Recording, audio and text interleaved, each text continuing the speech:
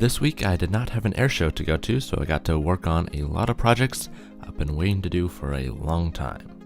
In the garage there's always been a workbench, but I've never been able to use it because it's always been covered with stuff, so I took matters into my own hands to clean this up and redesign a whole new tool storage wall using slatboard, and also included a power strip so we have easier access to plug in appliances.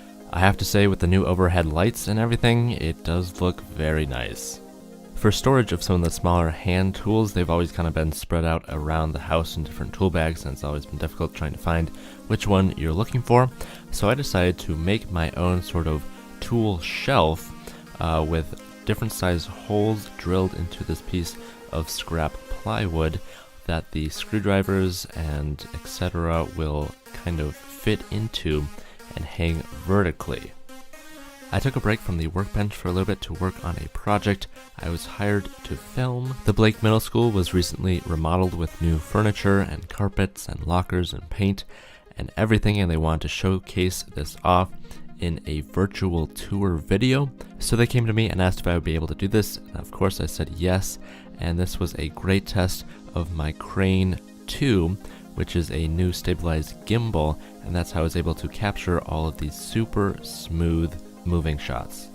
Now I have used the DJI Ronin M for many years, which is a different stabilized gimbal, but that is quite a bit larger, and if you'll see, like in this shot right here going through the halls, I had less than a foot of space to kind of get in between people, and with the Ronin M that just would not have been something I was able to do. It would have been much more intrusive, and my goal for this video was to make it look as natural as possible, like I was not interrupting anything, just capturing what was going on. So this very small setup really worked well in this kind of environment. This is the first draft of the video that I just sent in, and I'll probably be working on edits for the next couple weeks here. Final comment on this project, I had a series of video clips that were just straightforward, and I thought it might be pretty cool to link these together to get kind of like one very smooth forward working video, and this kind of transition just like looked really well, and I think I'll definitely use it in the future on more projects. Back at home, I got to work on a new project in the woods, setting up a ninja obstacle course with this slack line. This set came with a variety of customizable grip things. I wasn't really happy with the first location, so I tried another with a little more distance between the trees and tried mounting it a little bit higher so I wouldn't hit the ground. I don't really know why, but I absolutely love any kind of rigging like this. This is my first attempt at the obstacle course, and just getting up the ladder proved to be significantly harder than I was expecting, kinda because it was swinging a lot and there was not a whole lot to grab onto. But once I did start getting onto the real grabby parts, that started to go smoother. I soon realized, even with this new location and really cinching down the slack line a lot, it still has quite a bit of sag in the center. So I kind of decided the slack line is cool, but I have another idea for a more suitable location.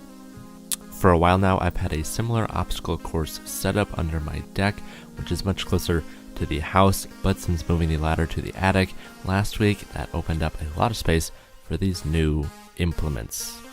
I'm using some galvanized eye screws that are rated up to 250 pounds that I drilled a pilot hole and then screwed about 4 inches into the bottom of each piece of wood.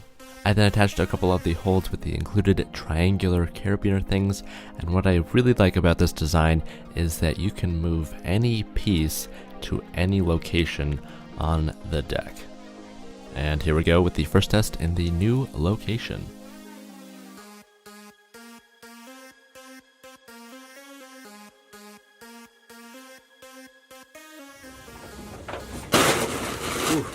Okay, so that's it for week 2 of my gap year. I have quite a few plans out here, especially like with the padding on the ground, so there'll be more for that coming soon.